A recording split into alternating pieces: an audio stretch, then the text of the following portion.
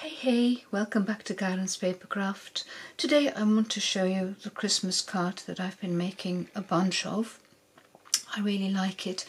I saw this technique a couple of months ago, I suppose it was, on Jennifer Maguire's channel, and she used this partial die cutting method.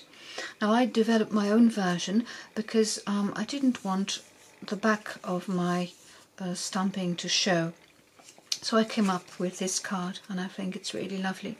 From some scraps of paper I made a well, it's not a sentiment, a sort of embellishment for inside the card. Now I'm going to show you first of all what I used. Obviously the Signs of Santa stamp set and the matching framelits. I've used Santa Claus, and I've used a little elf, and I've used the signpost. Then for the sentiment, this is in Dutch, which means, well, happy holidays. I've used the Nacht in Bethlehem, which in English is called Night in Bethlehem. And there is, I suppose in English there is a stamp which would more or less be the same size as this one, but of course obviously you could use a different sentiment if you liked. What you need is a piece of thick whisper white cardstock measuring 4 by 5.5 inches, and you score it at 2 3/4 inches. I'm going to show you in a minute. You need a piece of garden green, which is 4 by 4 3/4 inches. What I did was I took a 12 by 12 sheet of paper, cut 3 4-inch strips, and then cut each strip down to 4 3/4, and then you will be left with this bit. And save this, because this is what you're going to need for the embellishment inside. I've punched a circle with the 1 3/4 inch circle punch. You need a strip of the Designer Series paper Santa's Workshop of 2 by 4.5 inches, which will go over the card like that. You need a bow, and I've used the, oh, I've forgotten the name now, hang on, let me get my ribbon. Here it is. It's the Textured Weave ribbon in Poppy Parade, which is part of the suite. It's a really beautiful ribbon. I've made a bow with it. I've used the Everyday Label Punch for the sentiment, and I've used the Red Rhinestone Basic Jewels for an extra decoration on my label. And first of all, oh yes, I'm going to show you this as well. I started out by cutting the images from the Designer Series paper Santa's Workshop, but of course I soon ran out of paper because, as I said, I've been making a bunch of these cards, and then I started stamping them and hand colouring them myself. And I added the sentiment North Pole, which is from the stamp set. I've used Poppy Parade, the light and dark. I've used the dark Mango Melody for the buckles. I've used light and dark Crumb Cake for the sign, and I stamped North Pole in early espresso ink. And the little faces I coloured using blends which are no longer in the catalogue. I used the dark and light pink pirouette. Now if you have those, you could use them obviously. If you don't have them, I've looked at some alternatives for you, and you could try Flirty Flamingo, the light and the dark, but I thought it was rather too pink.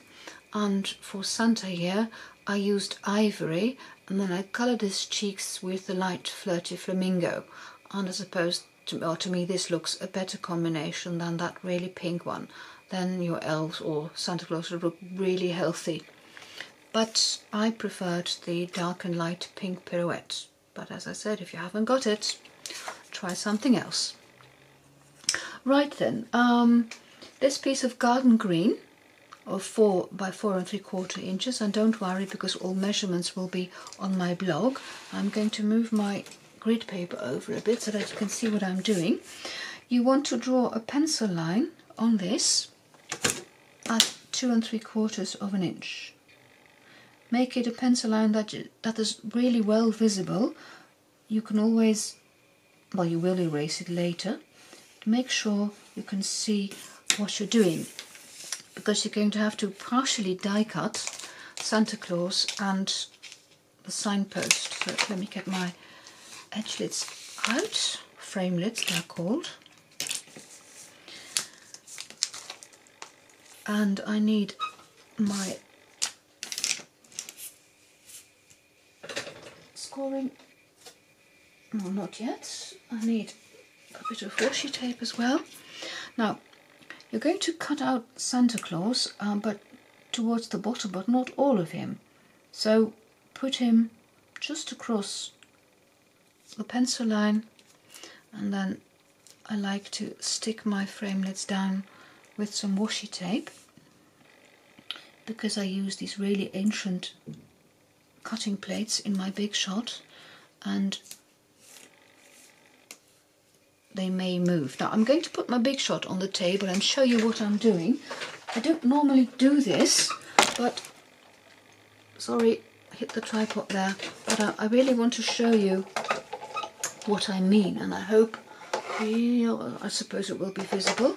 Now, as I showed you earlier, I put my Santa Claus across the pencil line there, and you put your paper on top of your bottom cutting plate, and I'm using my magnetic plate, but as I said, my plates start to get wobbly. Now then, here you have the edge of your cutting plate, and you want to be able to see the pencil line through about halfway your cutting plate. So I hope you can see, and I hope I can see my pencil line is there. Does the camera pick it up? If it doesn't, well, take my word for it. Then hold down your cutting plate, the top plate, with your thumb, because when you start to use your Big Shot, it may move, the top plate will. Then you keep turning the handle, don't mind the bunk, that's normal. Hope it wasn't too wobbly. I can't look up at my screen and film at the same time. Right, let me put away my Big Shot. Now then, I'm going to check if I cut right. It makes it easier if you just lift the bottom plate, then you can really lift off. Ah, perfect, you see, not cut all the way. Right, let me get rid of my magnetic platform and the plates.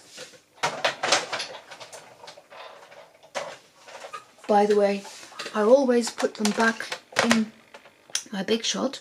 Maybe that's the reason why I can still use these old plates. I've been using them for, I don't know, almost 4 years now, and they're still my first 2 plates. Or I must have a really well behaved Big Shot, I don't know.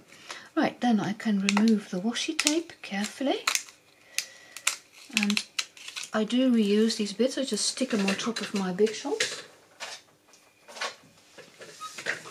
and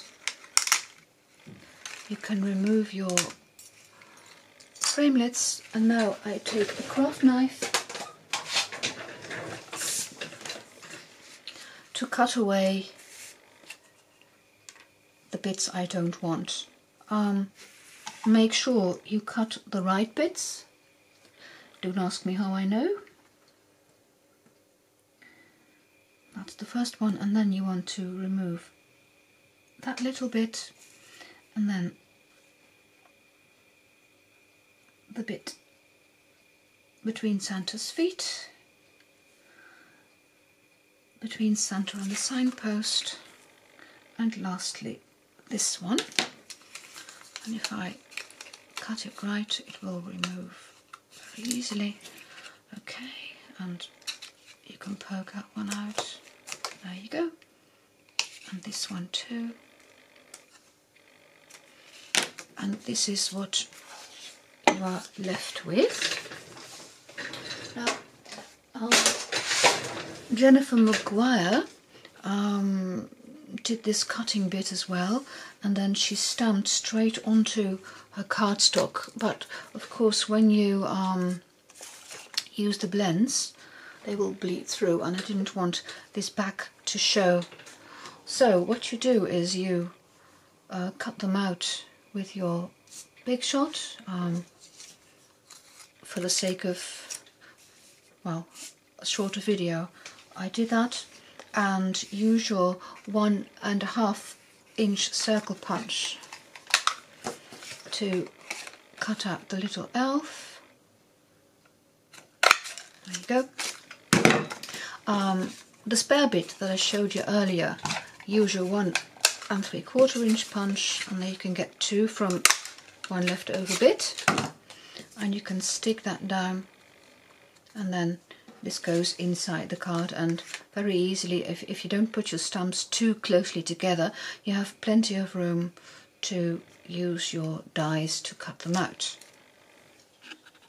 But now that I've used my Big Shot, I can zoom in a bit, and of course you want to erase your pencil lines. Not that they will show, but just to make sure that they don't show. And then I need my silicone mat, and I'm going to stick Santa and the signpost on top of the card. I use Tombow for this, just a bit.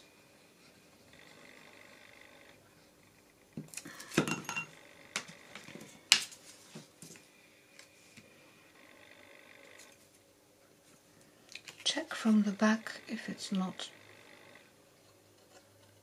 too much askew.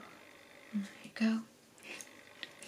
Now this signpost tends to go on crooked, so I mean Santa is okay, but signpost a bit, well, there you go, perfect fit now.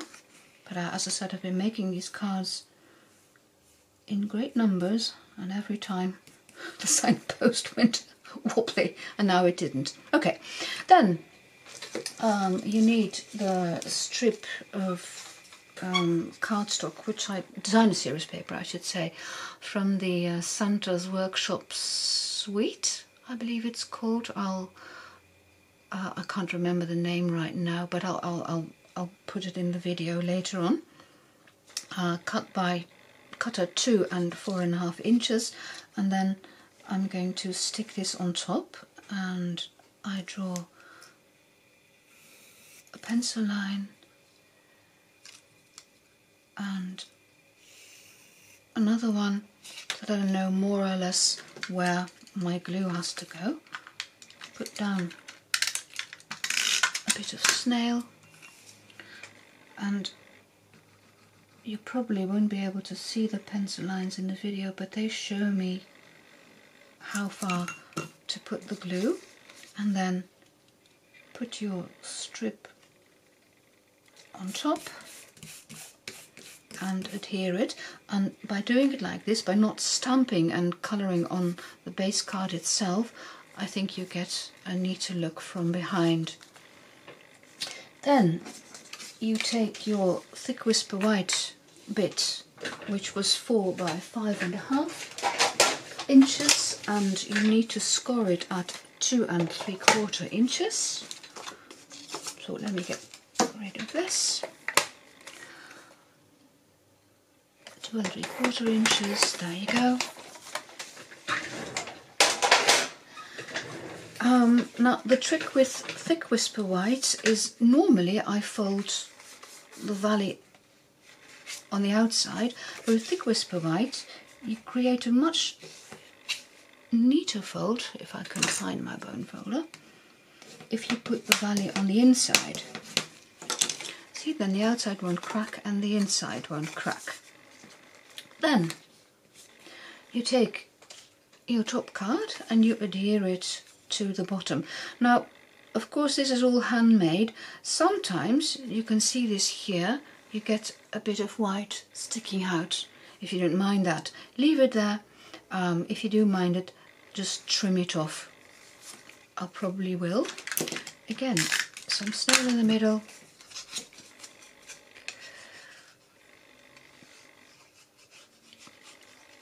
Tombow for the extra wiggle room. And then I adhere my top card.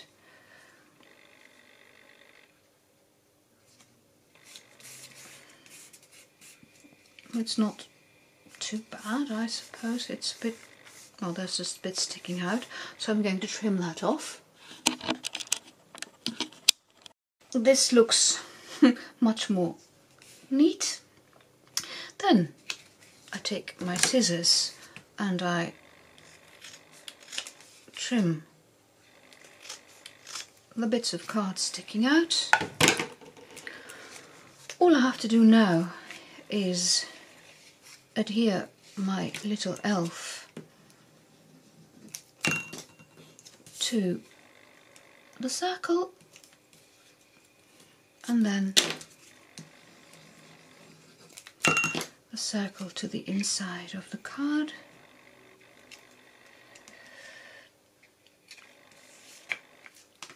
And to be in compliance with the Angel policy, because I do sell my cards, I'm putting my information and of course the copyright details on the card as well.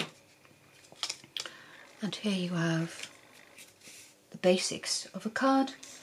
You need the sentiment, which I've put on some dimensionals.